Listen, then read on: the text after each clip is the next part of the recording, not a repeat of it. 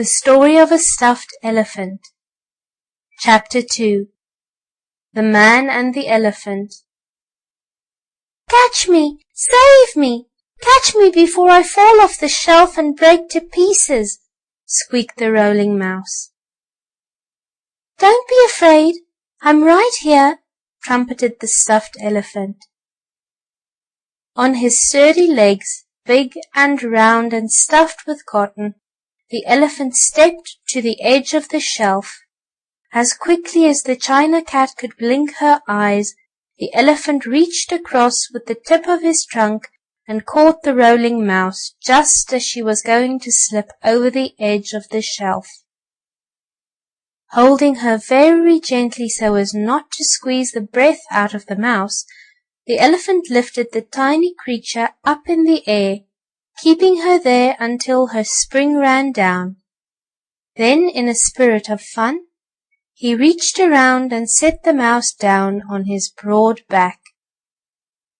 "There you are," laughed the stuffed elephant in his hearty voice. "There you are, Miss Mouse." "Yes, but where am I? Oh, so high up as I am! Oh, where am I?" squeaked the little mouse. "You're up on my back," laughed the jolly elephant toy. "Don't be afraid.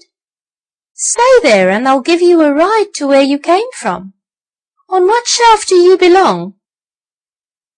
"Oh, put me down.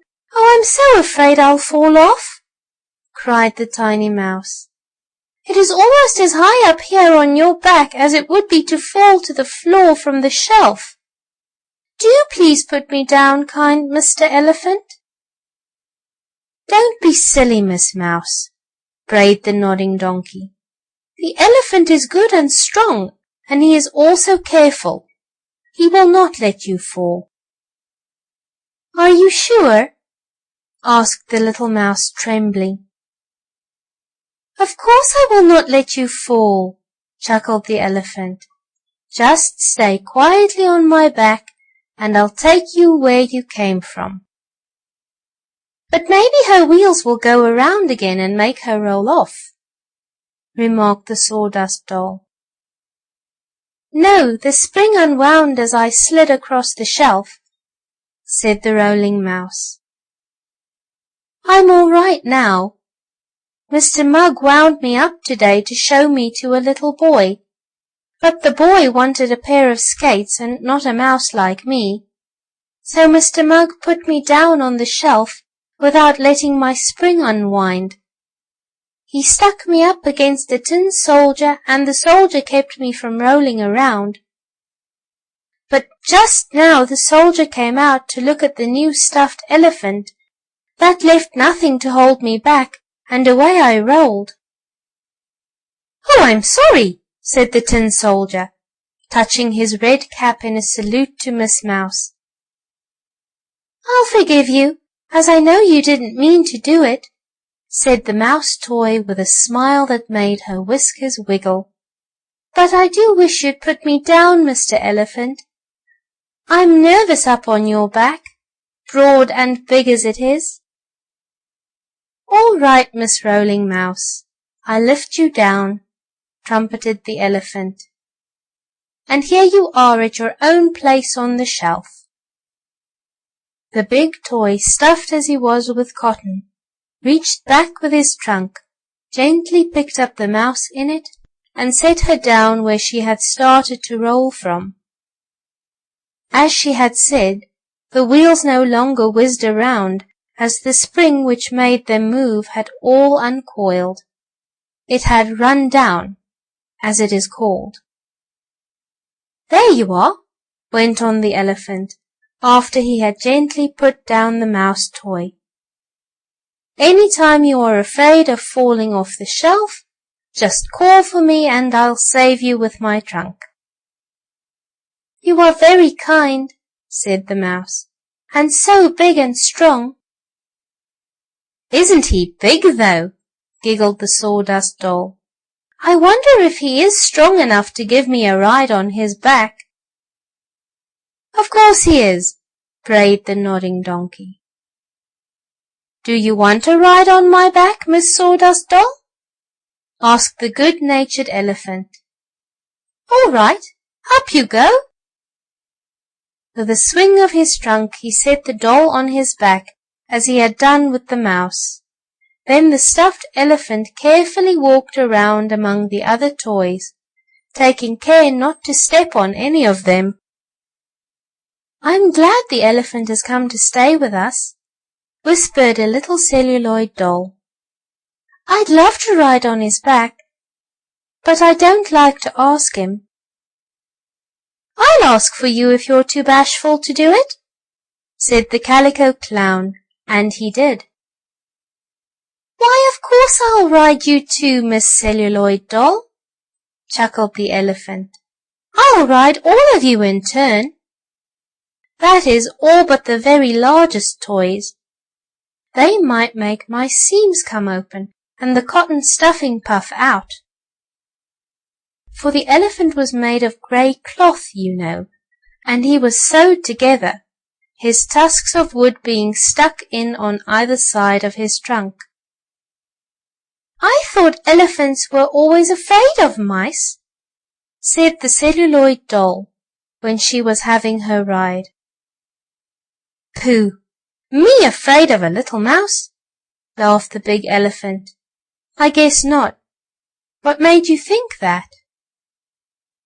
"It is in some of the storybooks," went on the tiny celluloid doll.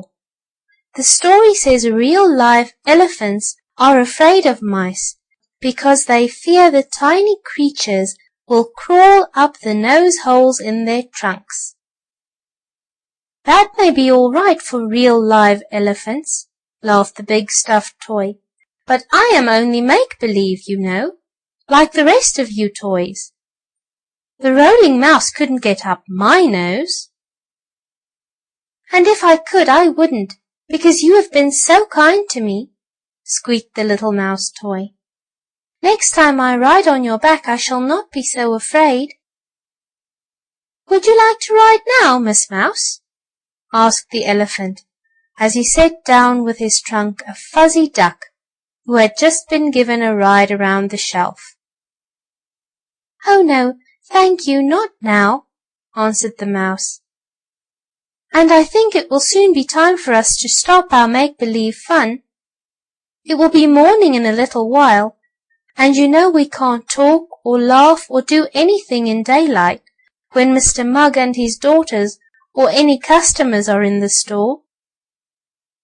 I hope the elephant will have time to tell us a little of what has happened in the North Pole land since we came away," said a rocking horse, who had been in the toy store a long time. "Yes, do tell us," begged the other playthings. "I will," said the elephant. So the elephant, swaying on his 4 big legs in the same way that real elephants do, told the latest news from the workshops of Santa Claus, whence he had lately come with a box of other toys. "Is Santa Claus as jolly as ever?" asked a tin horse. "Just as jolly," replied the elephant. "More so, if anything. His whiskers are a little longer and his cheeks are a little redder, but that is all. I heard him tell some of his workmen, as they packed me in the box, that he hoped I'd like it down on earth among the boys and girls." "You're sure to like it," said the nodding donkey. "A brother of mine used to be in this store, and he was given to a boy who took very good care of him." "And a sister of yours is owned by a little girl named Dorothy," a cloth rabbit said to the Sawdust Doll. "She has lovely fun, your sister has." "You'll very likely go to some boy. It seems to me you are too big a toy for a little girl," said the Calico Clown to the stuffed elephant. "What will happen then?" the elephant asked. But just then Mr. Mugg came in to open the shop for the day, and the toys had to stop talking and pretend to be stiff and unable to move. They always had to be this way when anyone looked at them. "Well," said Mr. Mugg, as he and his daughters began dusting the toys, ready for the day's business. "Christmas is coming, and we shall soon be losing some of our toys." "You mean people will come in to buy them?" smiled Geraldine. "Yes," her father answered. "Well, I hope this lovely big stuffed elephant goes to someone who will take good care of him," remarked Angelina as she moved the big toy farther front on the shelf. "Oh my!" she exclaimed. "His back is all dusty." "Dusty?" cried Geraldine. "Did you let him fall on the floor?" "Indeed I did not. He hasn't been off this shelf or moved since he was taken out of the box last night." "Then I wonder how this dust got on his back." "I haven't the least idea," answered Angelina, "but I'll take it off with a brush." This she did. "Of course, you know how the dust got on the elephant's back. It came from the toys who rode him along the shelf. And though neither of the Mugg sisters knew it, the elephant had moved from his place on the shelf. He had walked all about it. People began to come into the store to look about for Christmas. As Santa Claus is so busy nowadays, he has to let some of the toy buying be done by the grown folks, and a number of them came in to see what their little boys and girls would like. Among those who passed by the shelf on which the stuffed elephant stood was a jolly-looking man, wearing a big fur coat, for the day was cold and it was snowing outside. "Oh-ho!" exclaimed the man as he saw the stuffed elephant. "This is just what my son Archie wants, an elephant. I'll get this for him," as he wrote Santa Claus a letter saying he wanted a stuffed elephant more than anything else. "This elephant is just from the shop of Santa Claus," said Angelina Mugg, as she stepped up to wait on the man. "Is he, indeed?" "Yes, he was taken out of the box only last night. He is well made and strong, and he has heaps and heaps of cotton stuffing inside him.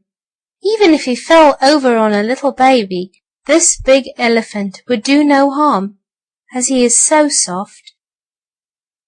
"He is indeed," said the man, feeling the toy. "I suppose he doesn't bite," he added, looking at Miss Angelina and smiling. "Oh, of course he doesn't bite," laughed Miss Mugg. "Shall I have him sent to your house so your son Archie will get him for Christmas?" "Thank you. It is so near Christmas that I think I had better take the elephant with me," said Mr. Dunn. "I have my auto outside, and as it is a closed car, the elephant will not take cold." "I'm glad of that," said Miss Angelina. Very often she used to make believe the toys were real and alive and could take cold and become ill. Of course she did not know that the toys really could move about after dark, when no one saw them. "Yes, I'll take the elephant with me," went on Mr. Dunn. "I'll hide him away in the attic until Christmas, and then let Santa Claus give him to Archie. That boy of mine just loves animal toys." A little later the stuffed elephant was standing in among some other packages in the back of the auto. On the front seat Mr. Dunn was guiding the car through the storm, for it was now snowing hard. "My, this reminds me of North Pole Land," thought the elephant, as he looked out of the windows of the car and saw the white flakes swirling about. "The ground is covered too." It had been snowing some time before Mr. Dunn went to the toy store, and now he was having hard work to make his machine plow through the drifts on the way home. They took me away in such a hurry I had no time to say goodbye to any of my toy friends, thought the elephant as he snuggled down in the blanket in the rear of the auto. For elephants need to be kept warm, you know. That is, real ones. And the stuffed elephant made believe he was real. But of course, I shouldn't have dared say anything while people were around, thought the toy. I hope I see some of them again, for it wasn't very polite to come away as I did. All at once, as the auto was rolling along quite fast, it came to a sudden stop, with a bump and a jerk. "Hello! We're stuck!" cried the man. "I must see if I can break through the snowdrift." He backed the car and started ahead again, with the motor going full speed. Bang! The car struck the snowdrift. There was a crash of glass. "Oh dear!" whispered the elephant to himself, for he went toppling, legs overhead, out through a broken window of the car, into a deep snowdrift, stuck the poor stuffed elephant. "Oh, this is terrible!" sighed the toy. "Oh, I am freezing to death!" End of chapter 2.